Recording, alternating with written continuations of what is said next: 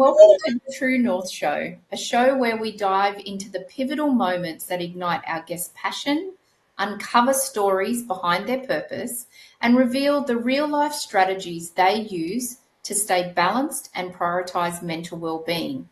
Get ready for inspiring conversations that light the way to living with intention, resilience, while following your true north.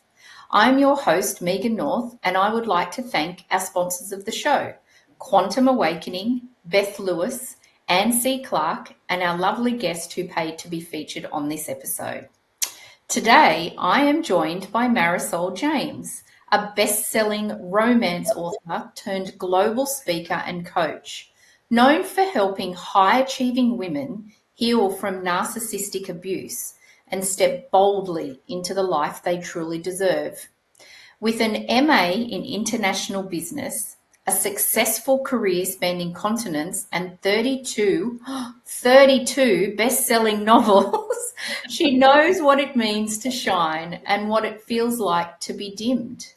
For 6 years, she was in a narcissistic and abusive relationship that slowly dismantled her confidence, clarity, and identity. Leaving wasn't just an escape, it was a reckoning, a return to self. Now she channels that hard-earned wisdom into speaking and coaching that's empowering as it is healing. She's not just an expert, she's a survivor with a message women need to hear. You are not alone and you are not broken. Marysol brings compassion, intelligence, and fire to the stage, inviting conversations that are brave, honest, and transformative. If you're looking for a speaker or coach who understands the strength behind the silence, she's the voice you've been waiting for. Welcome to the show, Marysol. Thank you so much for joining us today. Thank you. And I love that introduction. I don't mean my bio, I mean your introduction. It's beautiful. It's very empowering, isn't it? And I think it's really interesting, and I say this to a lot of my guests, that we go on such a big journey ourselves, and then when we hear and reflect on where we've been and what we offer and how we help people by someone else talking about you, I think it's really empowering. No, Because I agree. it's a different sort of perspective. You've got to sit there and think about yourself and what you've done and what you bring. And actually, I think it gives you a different sense of achievement. I think when we speak of ourselves in the third person, or we're being spoken about in the third person in front of us, like we're hearing about ourselves while we're sitting there, it is a very different experience than using the I, which always feels a little bit self-congratulatory, or you're tooting your own horn. And I think even as women, even high-achieving women who have worked hard for what we get, I think there's still a part of us that thinks, wow, am I coming across as full of myself? Yeah. So it's interesting, isn't it? It is, isn't it? And I think that we're always worried about, is my ego stepping too much in the room? Is that my ego speaking? Or is it okay to toot my own trumpet? Yeah. I mean, men will, have like an epic read about them before they get up and speak, and they're totally fine with it. But I mean, as a woman, I always sort of go, oh God, is there more? Yes, Stop. yes. Stop talking about me like that. I can't deal with it. But I think we have to start accepting it. If we've accomplished things, I think we should stand by them. I really do. Absolutely. It's interesting that you said that too, about that long list, because one of my previous careers was I was 20 years or 20 plus years in the human resources space. And I used to, when I was doing internal promotions with people and recruiting people, I always was fascinated with the fact that I would go to a woman and say, look, I really think this role would be incredible for you. It's a stretch, but I think it's great. And they would look at the job description and they'd say, oh, I can only do 24 of those 25 things. I'm not sure if I'm qualified. I'd have this conversation with a male and they would say, yep, I can do 5 of them. Let's just see how we go. And I used to just think that was fascinating in the sense of from the male perspective and the female perspective. Yeah, I think that women need to, there are so many accomplished women, and I'm not just talking education or profession, but just accomplished as people. They've worked on themselves so hard to just be better people, like who they are at their absolute best. And then the second is pointed out to them, they get all, oh, well, you know, I could do better. And we always see potential in things, even in ourselves. And that's amazing because it keeps us moving forward. But there is something called the reverse gap that we don't do near. Oh, have you not heard of it? No. The reverse gap is when we look back on where we were, even 6 months ago, a year ago, 3 years ago, and we recognize how far we have moved forward in our goals and ourselves. And there's something where we tend to look forward and say, I want this, I'm so far from this. We very rarely do the reverse gap and say, look where I was and where I am. I should, 3 years ago, I really wanted to be where I am and I've made it happen. I should take some pride in that. Absolutely, absolutely. And I think being a fellow coach, it's interesting that you called it the reverse gap, because it's one of the things that I use as a technique with my clients is that from month to month, I'm always making sure that we're in any moment that I hear, oh, something that they've said, and I've realized that that's a reflection for them, that I love to point it out, because I think particularly when we're moving forward, as you said, we're often looking at what's next, but forgetting to reflect. And so I suspect it's probably something that you do with your clients too, is to go, this is what you were saying last month, but this month you're not saying that. Can you hear the sound and the change in what you're saying? One of my favorite things to say to my clients is congratulations. Not thank you, not well done, not good for you. I love to say congratulations because this is a celebration. Look at where you are. 3 months ago, your narcissistic ex, because I work with high achieving women who have left abusive relationships with narcissists. Yeah. 3 months ago, you were still taking his phone calls. 3 months ago, you were still checking his Facebook. 3 months ago, he sent you a text and you crumbled. And here we are today. You have completely gone no contact. You're not feeling that pull back to him to wonder what he's doing. This is a congratulations. This is a big deal. You have made huge progress. And healing is never linear. So there's this sense that I'm having a bad day and I'm really missing him. That's okay. That's okay. It's like a grieving process where you lose someone and you can be moving forward in your life. And then just one day it just crashes on you how much you miss them. That's all healing. And like I said, it's not linear. So you can have days where you actually miss your abuser because it was familiar. It was your life for so long. And worse, when the narcissist showed up, he showed up as your dream man. That's the MO. They show up and they watch you and they figure out what you need and they make you fall in love with them. That's extremely important because if you're not in love with them, they can't unmask and start the devaluation and control. So you miss the person from the beginning. He was your dream man. The problem is he was a fantasy.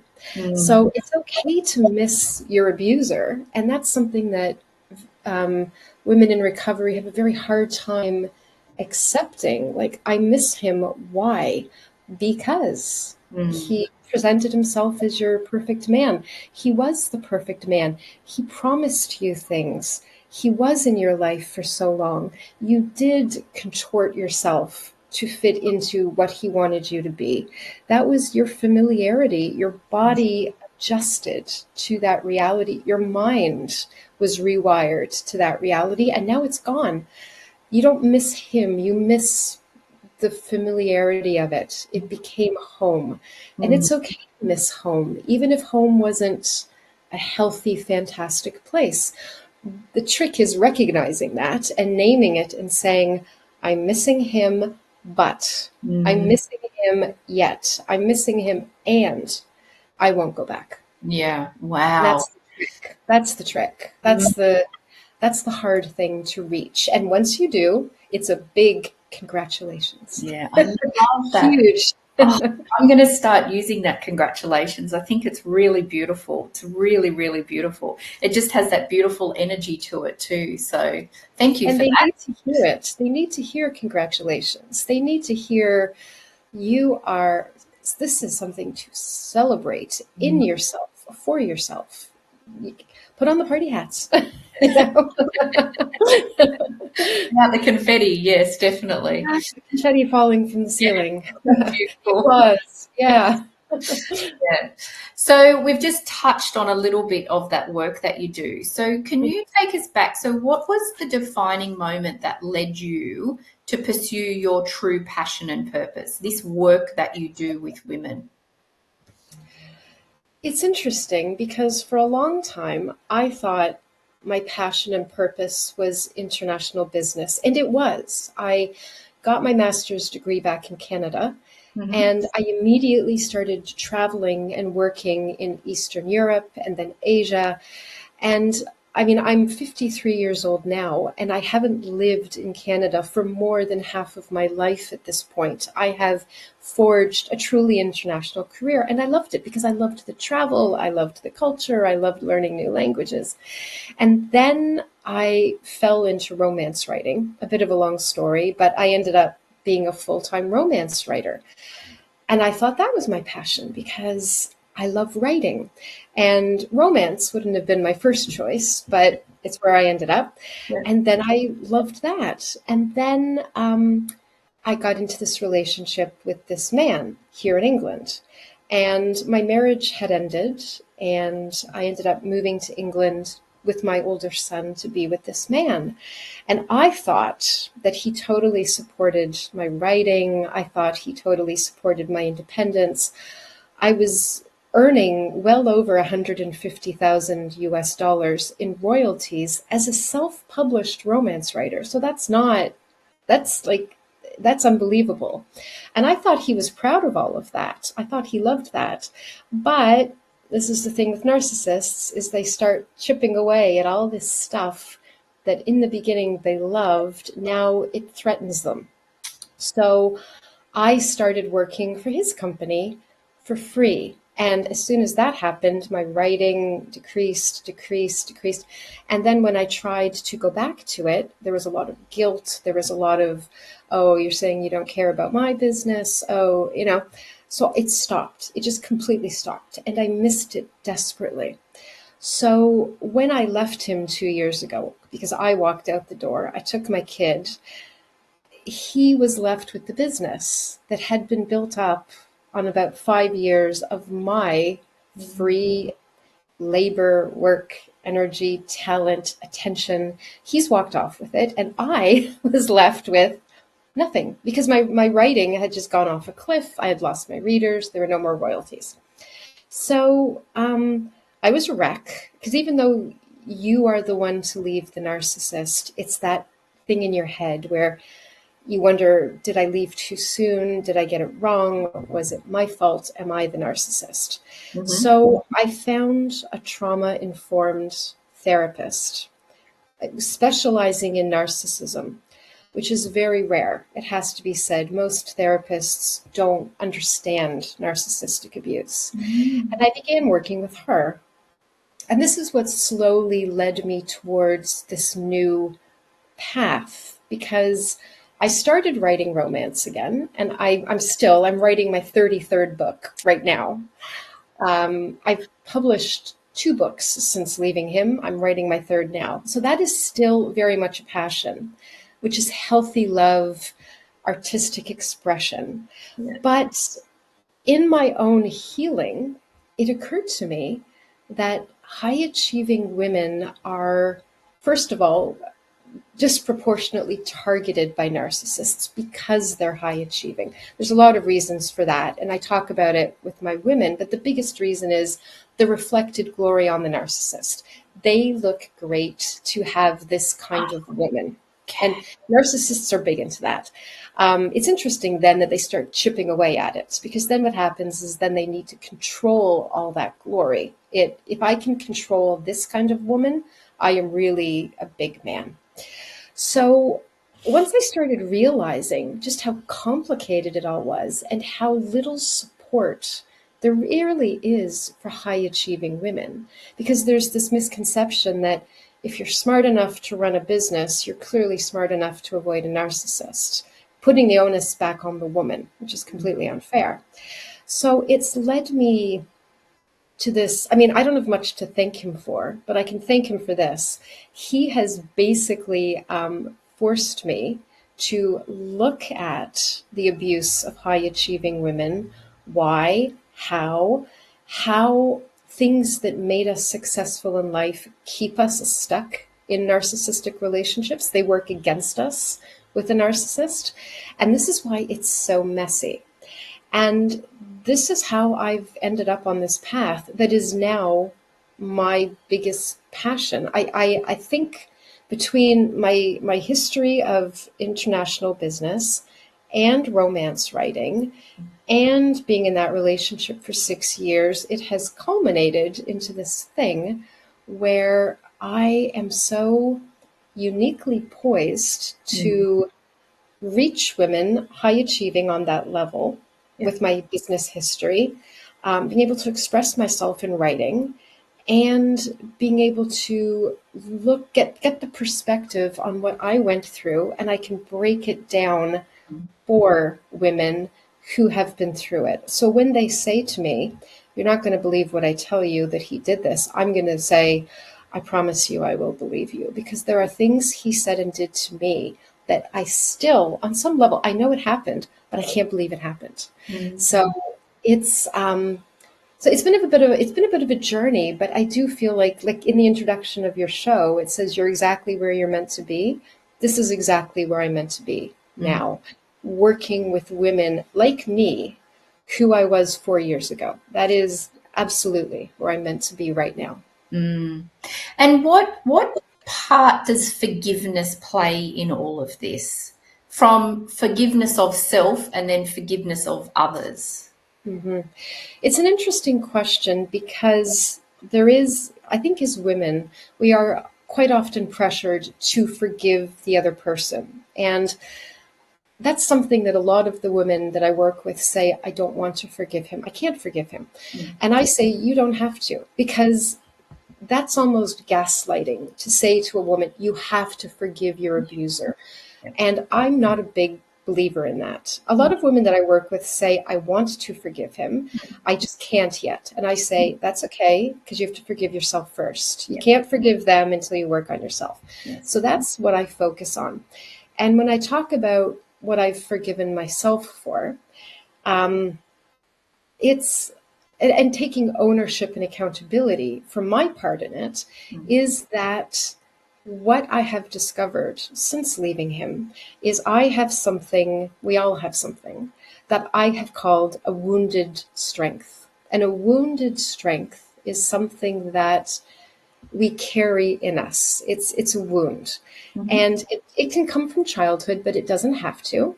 And it can come from abusive parents, but it doesn't have to. And it can come from a narcissistic relationship in your childhood, but it doesn't have to. It's something that has left a wound in us. And what we find with high achieving women, at least the ones I work with, is this wound is the very thing that has driven us forward, that has made us resilient, that has made us high achieving, that has made us able to just, put our head down and do the thing, and we stick through and we see it through.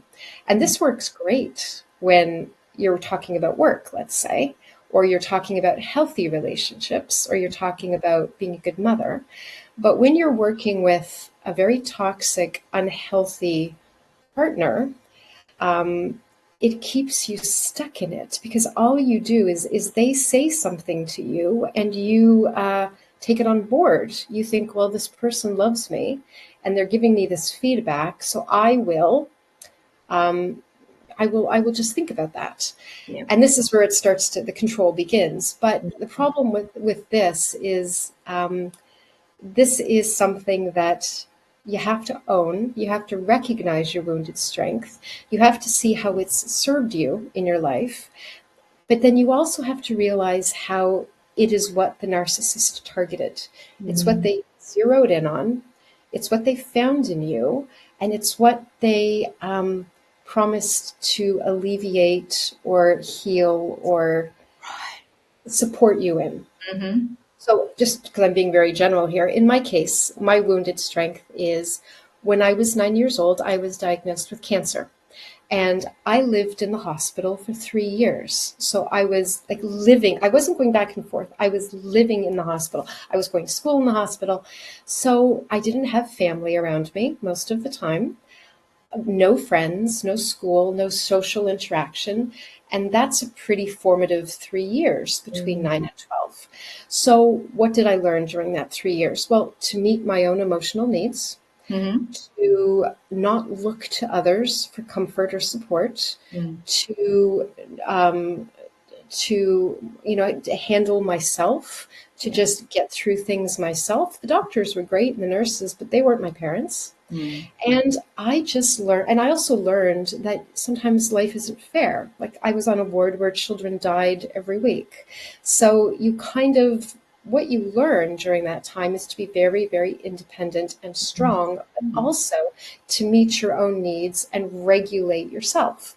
So this is when I was 9 to 12.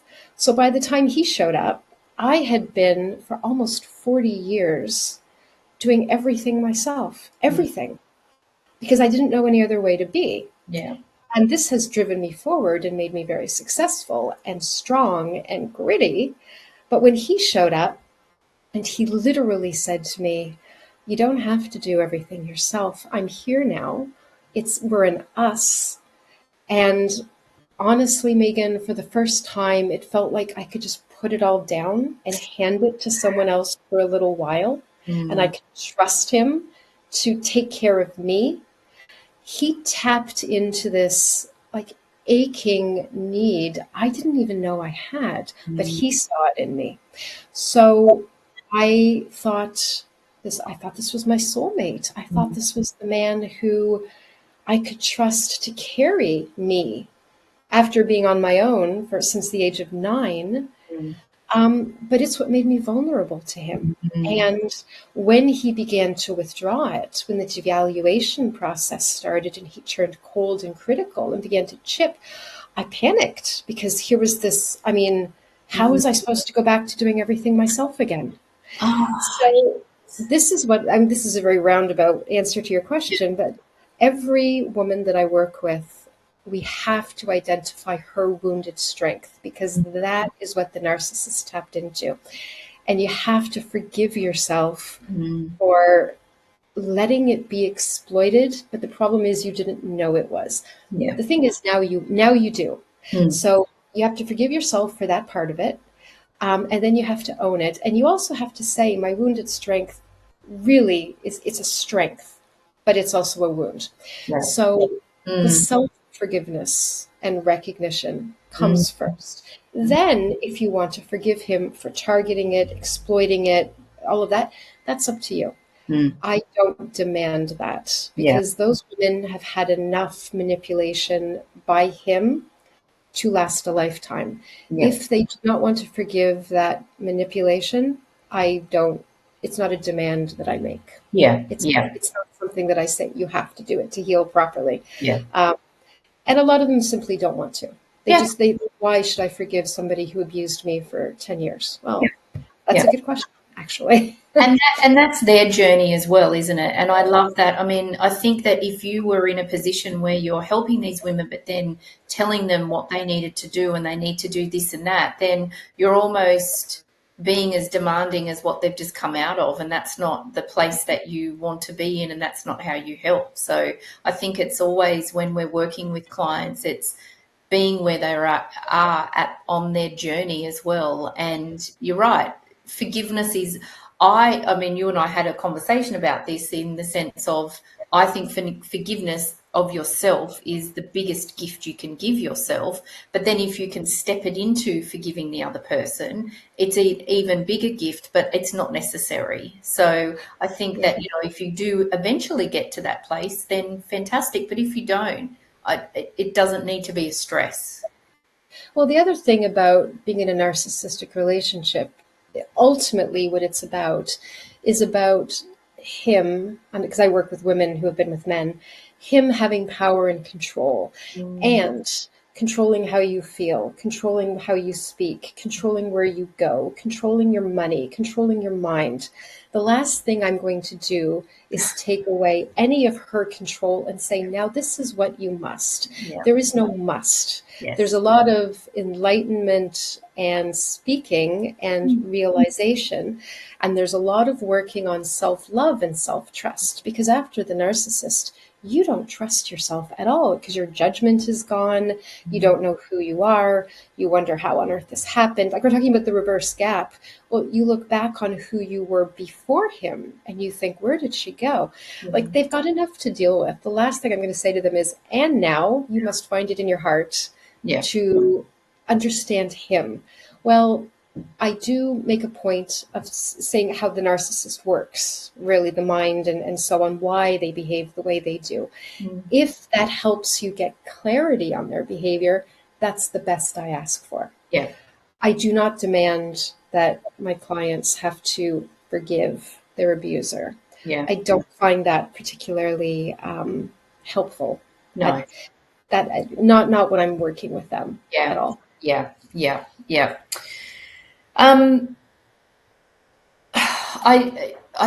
knew that this conversation would be really insightful. It's just given me so many different things to think about because I've never been in a narcissistic relationship before. So it's really interesting for me to hear about this. So, I just want to thank you just for sharing this and for doing the work that you do with women.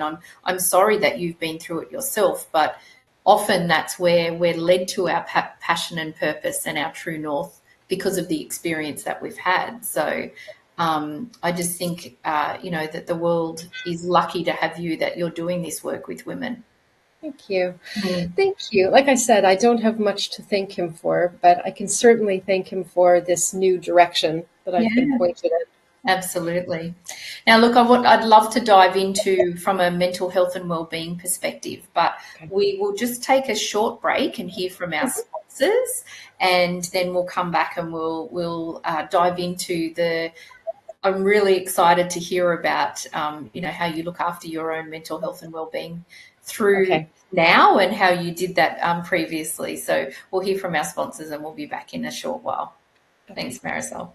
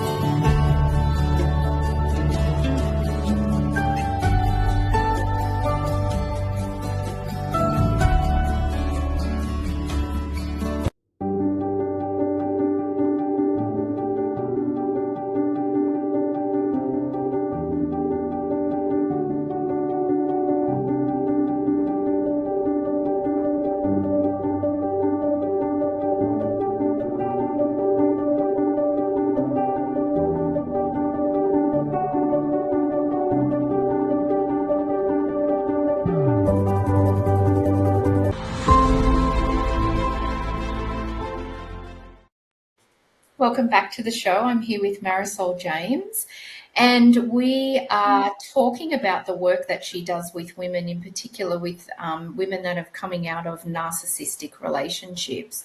And so, Marysol, because you're on the other side of very stressful and narcissistic relationship, what do you do about your mental health and well-being? Like, how do you prioritize that? And are there certain things that you do or rituals that you have that help you when you start to feel a bit of a wobble, or you don't feel like you're in a great place? Yeah, it's a very good question because people kind of assume because I am coaching clients and I'm speaking about this, that I'm completely fine. I'm completely over it. It's been 2 years. And plus, I left him and so on. It is not the case. As I mentioned, I think before the break, um, healing is not linear. And Mm. so I still have days where I find myself missing something about him. Mm. Because again, I remember the man from the beginning. I'm a single mother now. I am living in a very expensive city in the UK with my son who's going to college. Life is getting more expensive, bills keep going up, and every once in a while I just think, oh, I wish somebody, like, I'm back doing everything myself again. Like that wounded strength has reared its head, and I'm back managing everything, including myself. There is no one that I can hand over to. So every once in a while, I think, God, I remember when he promised me that, and I remember when he did that for the first year or so. Mm. And on days like that, those are not great days in my head. Mm. Because even though I know what's happening, I'm aware of what's happening, I name it, it doesn't really change how I feel. Mm. So on those days, I have to make a cup of green tea. I have to sit on my sofa in my living room with all my books in front of me because I love books. I have to look out the window at the garden and watch the birds. And I find that just instantly kind of puts me back in my body. I Right. also find that starting my day with, I make a cup of coffee, I go back upstairs and I read in bed for 15 minutes. It doesn't really matter what I read, I just need that little cocoon Mm-hmm. start to the day. And in terms of my mental health, I feel like I, I've always had great mental health, which is a weird thing to say, but I've always been very strong mentally. Mm. My problem is more knowing things intellectually and then not really feeling them properly in some depth. So it's more for me, my emotional health is what I find I struggle with because I might have the Really? best mindset in the world, but I'm just not feeling it. I Mm. know something and yet I'm still feeling a different way. And that's actually what I have to work on. And so when I start to feel like down on myself, or I start to feel like, oh God, I wish he was here because at least I could just hand something over to him. And I know that I would have to pay for it later. Like it would be something that he would hold against me later, but at least I could get that relief for a few hours. I Mm. find it's more in my emotions than my head. And Mm. that's when I have to kind of regroup. I need that meditation either upstairs in bed or on the sofa watching the birds. And somehow that kind of clicks my mind and soul back into place. I Mm. don't know if it's the birds or if it's being surrounded by my things from my travels that I love, or it's just that cocooning in bed, but it's almost like I see like the the fruit machines Yeah. that go around and around. I feel like things kind of clink into place and line up. And that's what works for me. And Mm. so whatever works, whatever kind of gets your mind, body, and soul in alignment Mm. is powerful. Mm. And it's very individual, I think. What happens? Absolutely. What do you do? What works for you? I think um, different things work for me. So sometimes I need to go for a walk. My husband might say, "Oh, you need to go and hug a tree." So Yeah, I exactly. usually go and hug a tree. It might be going for a walk. Sometimes I'm a big British Bake Off fan, and I'm a big Great Nice. Pottery Throwdown fan. Like I love all those shows. So sometimes Yeah.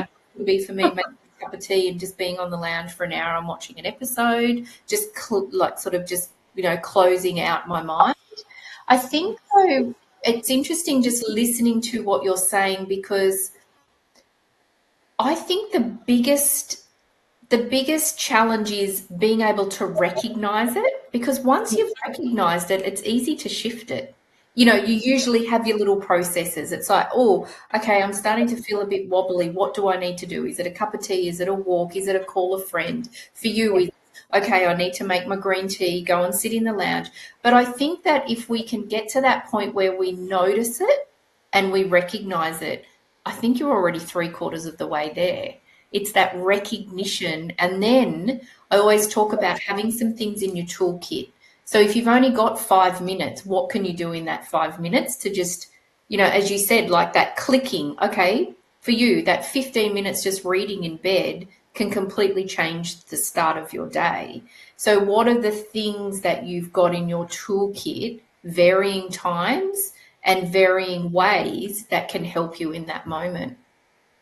I think that's incredibly important. I mean, what you just said about it's about recognizing it, because there's this thing that, like, the women that I work with, before I kind of get to them, they start spiraling, like they spin, they get into this cycle where they get up, they're already in a bad headspace, so now they don't feel great. So now they kind of drag themselves through their day, and because they're not in a great headspace, they're not performing at work, which gets noticed because they're normally a high achieving woman. So now they're being disciplined, or they're getting some side eye, or they're being questioned, which just messes with their head, which affects how they feel, which just goes around. Mhm. And it tends to, and the one thing I hear a lot from the women that I work with is, they drink a lot to cope with the Mm. stress. There's a lot of alcohol abuse, Yeah. which they which then you get up the next day and you're not great physically, emotionally, mentally, because you're hungover, or you had a terrible Mhm. sleep, or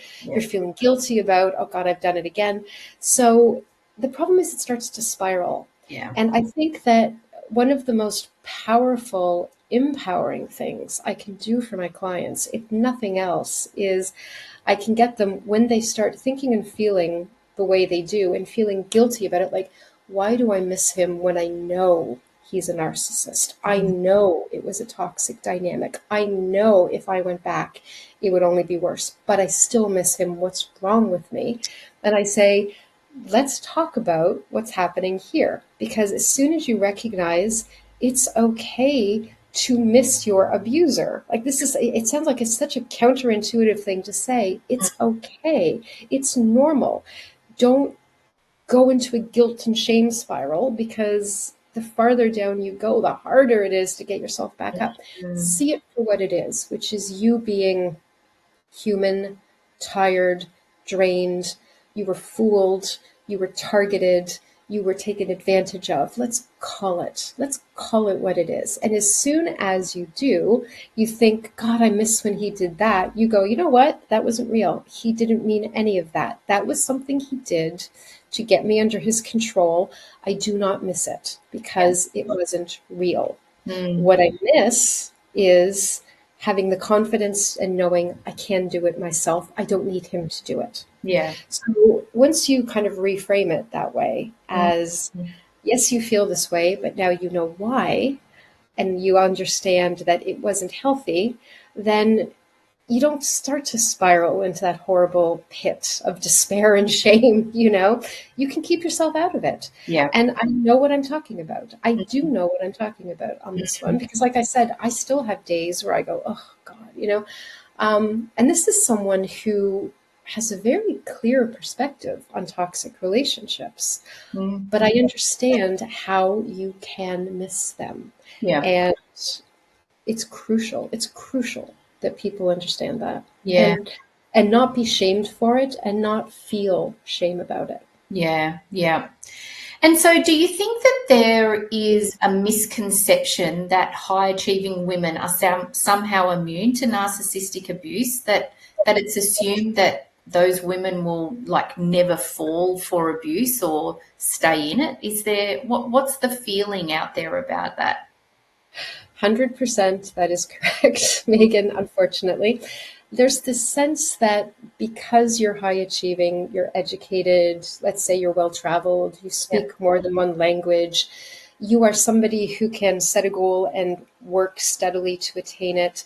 You're strong, you're independent, you're smart, you're savvy, you're all these things.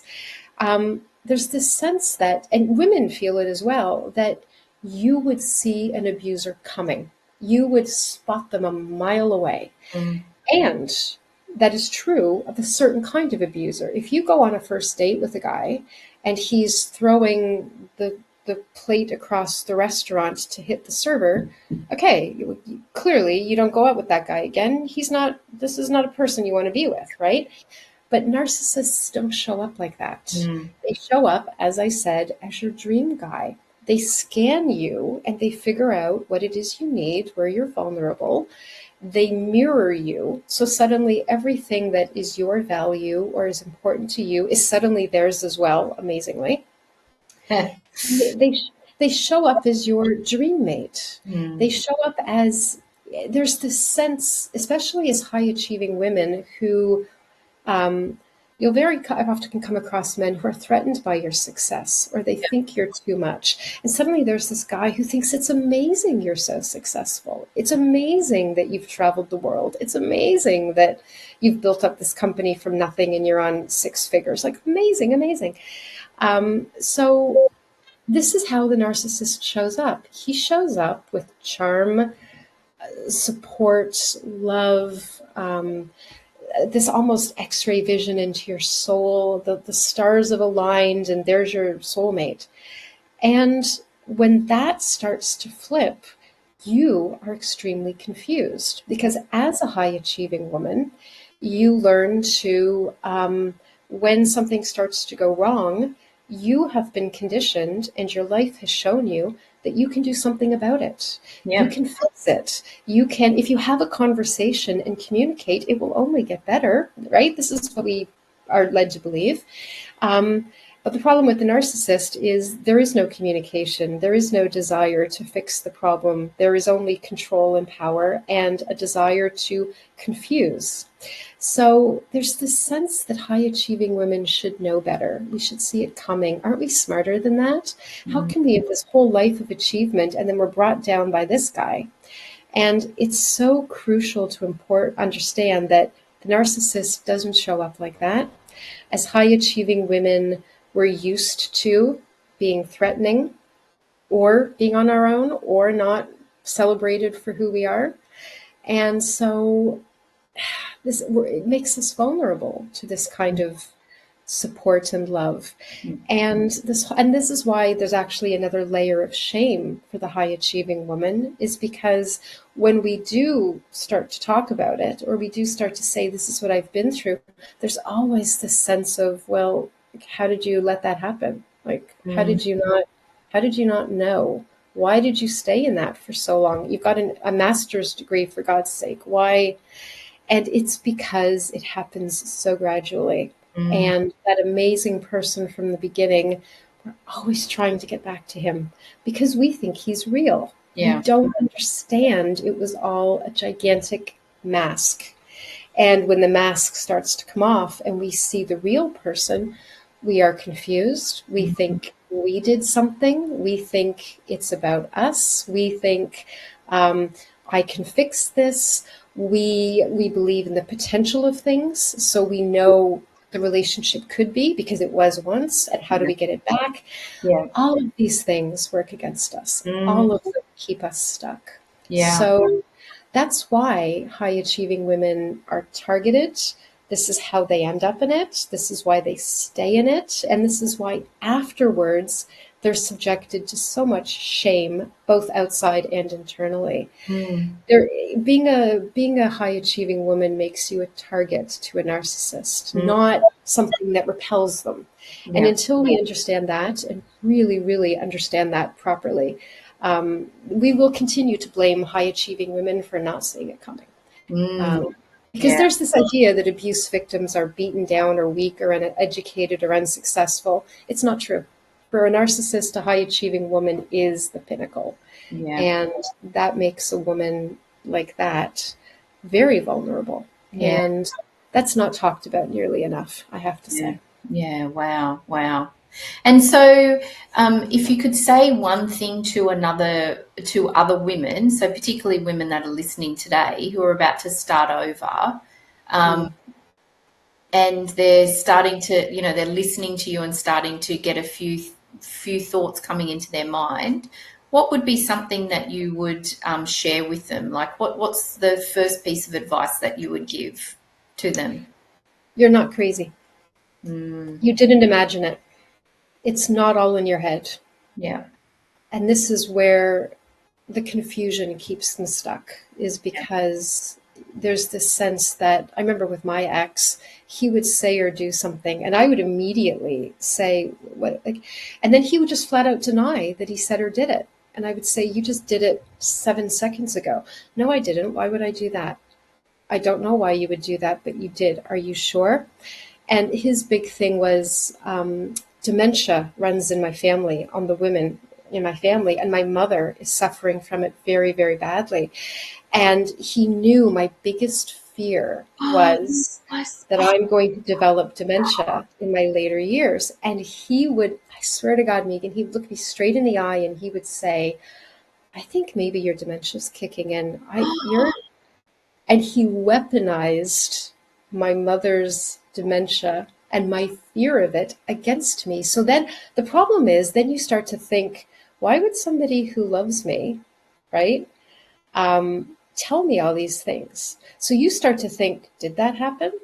Like, was that real? Is it in my head? Did I imagine it? Am I crazy? And so what I would honestly say to women who are fresh out of it, who are in the spiral of confusion and did it happen and was it that bad and is it in my head? You're not crazy. You didn't imagine it and it was that bad. Mm. Whatever you remember him saying and doing, and the worst thing is there are things you suspect. You think that, because narcissists always have parallel lives, at least one. They have secret lives one way or the other. And you suspect it. And any time you brought it up, it was immediately flipped around and you were paranoid, you were crazy. In my case, my dementia was kicking in. It wasn't your imagination. Everything that you think happened, it happened. Mm. Things that you suspect were happening, I promise you, at least 70% of them were happening. It was not in your head. And this is crucial, really important, because the first thing that I get told a lot is, am I the narcissist? Am I crazy? Mm. Did I imagine it? No, Yeah. you're not crazy. You're Yeah. not crazy. You're confused, but you're not crazy. Yeah. Yeah. Yeah. And so, I love that you're sharing all of this. And as I said before, I'm really grateful that, that you're here to be able to share and just talk about your experience before as well, because I just think it's really important. So what ways do you believe that your personal story can inspire or impact others? Well, I think it's one of these things where if you just look at my life, like cancer survivor, um, master degree holder, international businesswoman, international traveler. I traveled on my own to Cambodia, Bangladesh, India. I was so tough. You know what I mean? I was so, and then I started this best-selling romance writing career. And, it's just, I am one of these women that on paper, if we're talking about on paper, where we talk about ourselves in the third person, right? Very impressive. Mm. And I built an entire writing career on healthy romance, healthy love, what a good relationship looks like. Like, it's not like it's problem free, but healthy, open communication, trust, respect, all of that. And yet, I still, despite all of that, ended up in a relationship for 6 years with a man who I don't even know who he is. Like, I don't know that man. I was living with a total stranger, which is terrifying to realize. Yeah. And I think that the takeaway of this is a couple of things. First, like I said, I am proof that being successful and smart and all of that doesn't protect you from narcissistic abuse. And I think a lot of my clients find almost relief in that, because they think, okay, like, it happened to her, it happened to me, right? Like, there's not something wrong with me because there's nothing wrong with her and it happened to her. Mm-hmm. I think the second thing that people take away from my story is that when the relationship first ends, and it doesn't matter if he ends it or you end it, it doesn't matter. You are completely shattered. You are completely devastated. You don't know who you are anymore. I am proof that you can rebuild and you come back stronger with more self-love and trust. You come back so much better. after. It is possible to rebuild your life out of the absolute disaster that he leaves behind. And you can know yourself better, you can love yourself harder, and you can trust yourself all that much more. Mm. So I think those are the two things maybe people could take away from me. Beautiful. At least I hope they can. Yeah, really beautiful. Thank you. So I can't believe that I'm actually going to say this, but can you believe we've only got a couple of minutes left? Yeah, really? Yeah. That went fast. I know. So I'm going to ask you the same question that I love to ask all of my guests before we finish our conversation. So what is one lesson or truth that you've learned on your journey that you wish you had known earlier? It's interesting. It's a lesson I knew before, but the narcissist kind of knocked it out of me. And it is trust your gut. I Mm. remember when I was traveling the world as a woman alone. And of course, this was before cell phones. This was before internet. Like, this was a long time ago. Yeah. My gut got me out of situations and avoided situations. And so for years, people would say, I can't believe you traveled to Bangladesh by yourself safely. And I'm like, well, I trust my gut. Mm. And then when I was with him, I lost my gut. Like, things, he did or said things in the beginning. There were red flags, but I didn't know that's what they were. Yeah. And even before I moved to England with my son to be with him, there were things that didn't feel right in my body. But I overlooked them because of this guy from the beginning. But looking back on it now, truthfully, my gut was trying to tell me something, and I didn't listen to it. Yeah. And since leaving him, I've rediscovered the smartness of my gut, which is it's never wrong. It's really never. I don't always understand what it's telling me, but it's never steered me wrong. Yeah. So what I would say is something that I've relearned, which is if something doesn't feel right, if something in you is reacting to a person, a situation, whatever, there is a very good reason for it. Trust it. And I wish I had listened to it at the beginning of the narcissistic relationship, but I listen to it now. That's beautiful. Thank you. Yes, that trusting that gut feeling. Yeah, you're right. It's never wrong. You're right. It's never wrong. Oh, Marysol, thank you so much for sharing your story with us today. I've really enjoyed our conversation, and I have no doubt that there is so many people that will listen to this or watch this, and I think that there's going to be a lot that they'll be able to take away. So thank you for sharing your story. I hope so. Thank you. And it's been a pleasure meeting you. And I love the name of your podcast. As a Canadian, True North and North Star, and it really it speaks to me on some level that I love. I'm so pleased. And I'd also like to thank all of our amazing and dedicated audience, our supporters, our sponsors, and I hope that you all have an amazing, wonderful rest of your week, and I will see you all next week. Thank you again, Marysol. Thank you. Bye, everybody.